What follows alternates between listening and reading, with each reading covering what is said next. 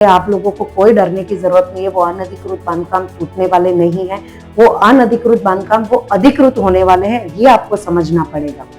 वो स्कीम लाने वाला है और उसका उन्होंने काम भी चालू कर दिया है, तो लोगों को कोई डरने की जरूरत नहीं है कि उनके घर है वो जो टूटने वाले हैं।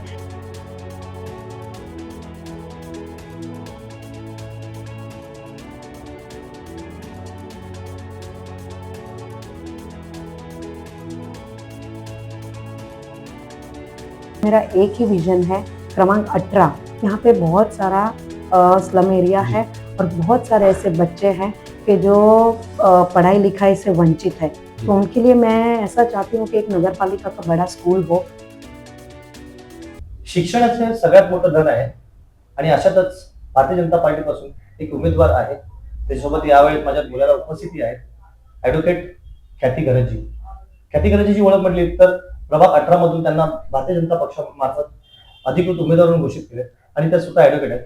मॅडम, आपण ॲडव्होकेट आहात आणि आपण रिंगणातही उतरलाय निवडणुकीच्या. काय विजन आपण घेऊन या रिंगणात आलेला आहात? नमस्कार, जय श्री राम।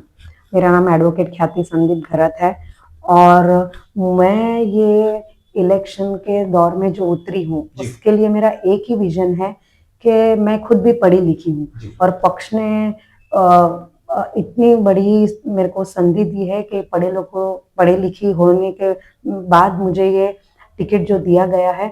लेकिन उसके लिए मेरा और एक विजन है कि मैं भी खुद ऐसा चाहती हूँ। मेरे प्रभाग क्रमांक 18, यहाँ पे बहुत सारा स्लम एरिया है और बहुत सारे ऐसे बच्चे हैं कि जो पढ़ाई लिखाई से वंचित है। तो उनके लिए मैं ऐसा चाहती हूँ कि एक नगर पालिका का बड़ा स्कूल हो, वहाँ पे सारी सुविधाएं हो और वो सुविधा का वो सारे बच्चे लाभ उठा पाए, क्योंकि एजुकेशन वो एक बहुत बड़ा फैक्टर है जो आगे चल के अपने लिए, अपने देश के विकास के लिए वो बहुत बड़ा फैक्टर रखता है। क्योंकि अपने प्रधानमंत्री जी ने जो सपना देखा है 2047 का विकसित भारत का, तो विकसित भारत कभी होगा जब भी हमारे यहाँ की जनता और यहाँ हमारी जनता है, उनके जो बच्चे हैं वो पढ़े लिखे होंगे तो कुछ कर पाएंगे।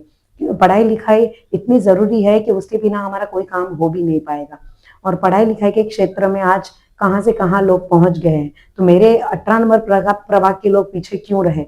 उनके लिए मैं यही विजन लेके आई हूँ कि उनके लिए मैं बहुत अच्छी सुविधा की स्कूल और वहाँ के लिए प्लेग्राउंड, ये सबके लिए मैं खुद प्रयास करना चाहती हूँ और उनके लिए वो हो भी जाएगा, ऐसी मैं मनोकामना करती हूँ।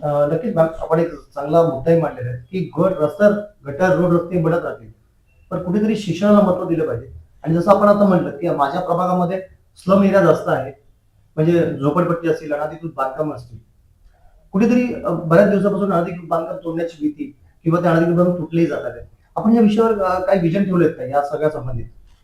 हाँ, सबसे पहले मैं प्रभाग क्रमांक 18 की जनता ही नहीं, पूरे वसी विरार की जनता को ये बताना चाहती हूँ कि जो अभी बातें चल रही है अनधिकृत बांधकाम टूटने वाले हैं, लोगों में जो डर फैलाया जा रहा है, उसके लिए मैं एक आपको बताना चाहती हूँ। अभी हमारी 9 तारीख को माननीय मुख्यमंत्री जी देवेंद्र फडणवीस की जो सभा हुई थी, वो सभा में उन्होंने घोषित किया है कि वो अनधिकृत बांधकाम तोड़ने के लिए नहीं, वो अनधिकृत बांधकाम को अधिकृत बांधकाम करने के लिए जो उन्होंने विजन रखा है, जो वो स्कीम लाने वाले हैं, एसआरए का स्कीम, वो स्कीम लाने वाला है और उसका उन्होंने काम भी चालू कर दिया है। तो लोगों को कोई डरने की जरूरत नहीं है कि उनके घर है वो जो टूटने वाले हैं। विपक्ष है, कोई भी रहेगा विपक्ष, वो ये बताना चाहता है कि लोगों का घर टूटने वाला है, लोगों को डर जगाया जा रहा है उनके मन में, लेकिन लोगों को इसका डरने का जरूरत नहीं है। माननीय मुख्यमंत्री जी ने जो कहा है और आज तक उन्होंने जो कहा है वो उन्होंने किया है। लाड़की बहन योजना जब चालू की थी, पूरे प्रभाग में, अपने प्रभाग को छोड़ो पूरे महाराष्ट्र में लोग बोल रहे थे लाड़की बहन योजना चलने वाली नहीं है, लाड़की बहनों को पैसा 1 महीना देके बंद करने वाले, लेकिन वो योजना अभी भी चालू है। देवा भाव के लिए जो लोगों के मन में जो भी आदर है, वो सबसे ज्यादा आदर महिलाओं को क्यों है कि उन्होंने जो किया वो करके दिखाया है और आगे भी चल के जो भी उन्होंने हमारे लिए जो भी आयोजन किया है वो होने ही वाला है प्रभाग में। और सबसे पहले आप लोगों को कोई डरने की जरूरत नहीं है, वो अनधिकृत बांधकाम टूटने वाले नहीं है, वो अनधिकृत बांधकाम वो अधिकृत होने वाले हैं, ये आपको समझना पड़ेगा। नक्कीच मॅडम, धन्यवाद आपण आपला वेळ दिला. एक विषय आपल्या लक्षात आला आहे की वसई विरारचा तर इतिहास पडाला तर अनधिकृत बांधकामाचा सुळसुळाट आहे. अनधिकृत बांधकाम प्रमाणे जास्त प्रमाणात वाढलेलं आहे. काही बिल्डिंग तुटल्या आहेत ज्या अनधिकृत आहेत, त्या सिव्हर कॅटेगरी आहेत. पण आपण ॲडव्होकेट ख्यातिग्रशी जेव्हा चर्चा केली त्यावेळी त्यांनी त्यांची भूमिका मांडली आहे की काही दिवसापूर्वी देवेंद्र फडणवीस यांनी सभा घेतलेली आहे. त्या सभेमध्ये त्यांनी घोषित केलं आहे ज्या अधिकृत अनधिकृत जे बांधकाम असेल किंवा ज्या झोपडपट्टी असेल त्याला पुनर्विकास करण्यात जाईल, SRA स्कीम मध्ये त्या आणल्या जातील आणि लवकरच लोकांच्या भविष्य कल्याणासाठी योजना या भारतीय जनता पार्टीच्या माध्यमातून आखल्या गेलेल्या आहेत. कॅमेरा पर्सन धवलसह मी निलेश माळी, नालासोपारा.